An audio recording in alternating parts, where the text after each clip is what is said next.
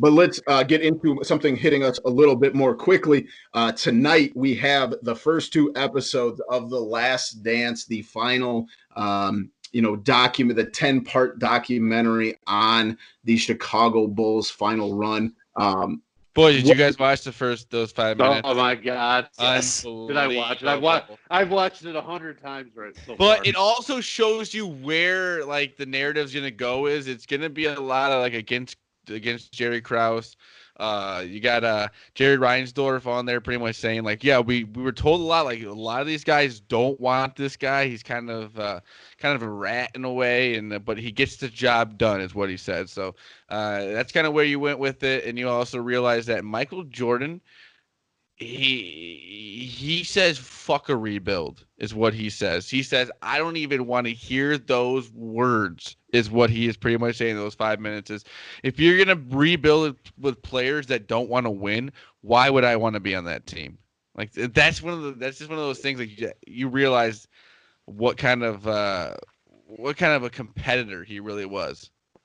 Right. And I think like the biggest thing here is like, and me and P Goy are the same age. Like this was very, near the beginning of our sports watching experience. Right. Like I had, and Matt's talked about this at length, like he remembers where he was during these games. And I can vaguely remember, like where I was, in that 98 run, in Utah and all that stuff. And, different games here and there, but like, it'll be kind of nice. And Zach brought this up when me and him were talking earlier to watch this with our, your dad or your uncles that live through this. And they can be like, oh, we watched this game here at this place. Kind of like Matt had went through, we watched these games at my grandma's. Like, that's the part I'm looking forward to the most is like, just kind of reliving those very, very early days of my sports viewing pleasure, I guess.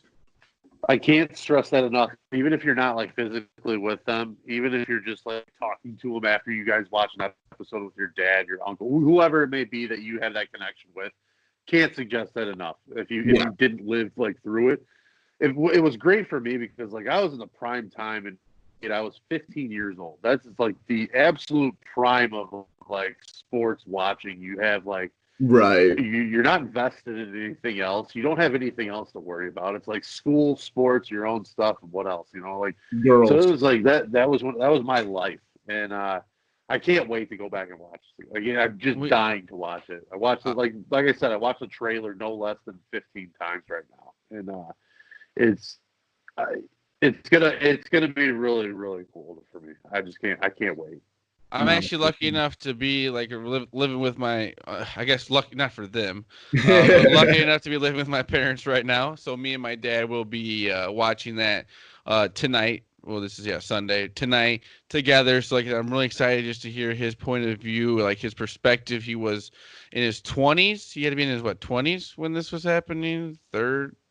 I'm not good with the late 20s, early 30s. Yeah, so he was in his prime of like his sports watching, and like he had one of like the greatest runs and stuff like that, and like with the Bulls and stuff like that. So I'm just really excited to see like just be able to like hear his stories, through his perspective at the time. And it's kind of and I don't mean to be like I guess sentimental in a way, but like it's crazy because the living room that we'll be watching it in is the living room that he watched in because it's the same house that they lived in for a long time. Awesome. So that's even cooler too. Like me and him will be able to watch it. That is I was probably cool. 3 years old when this was going on, so I was probably sitting right next to him while the games were going on. But it's just kind of cool to think about. No, definitely. Awesome. I love it. Another thing. Let me suggest one guy to pay attention to too as we go into this. Tony Kukoc is going to be the guy you want to watch. That is going to be the guy you want to pay attention to because I cannot wait to hear his stories. He was coming over. Oh, sorry. Go on. Coming over, he was drafted in like 91 and stayed overseas for 4 seasons. And then came over after Jordan walked away the first time. So he was there like as the transition after Jordan's first retirement, 95 when they lost to 94 when they lost the Knicks, 95 when Jordan came back, he was on the team. They lost them. And then he became, his sixth man on the 96, 97, 98 teams. It was winning sixth man of the year.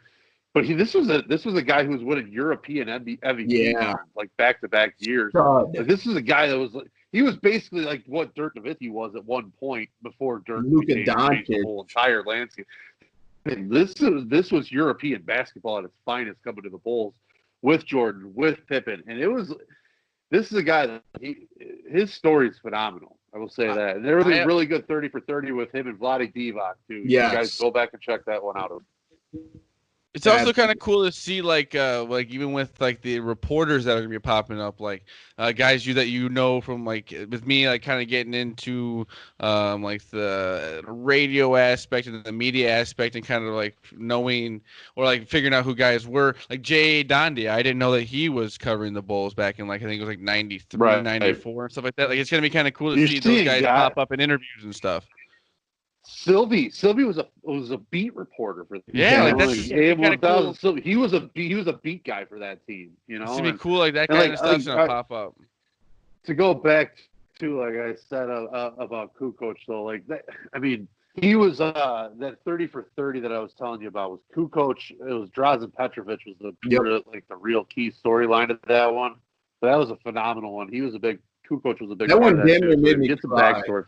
That was insane with the whole the war in the Balkans with Czechoslovakia and that all. That was a crazy 30 for 30. If you really want something good to watch, go back and watch that one. But boys, no man, like I'm dying for tomorrow.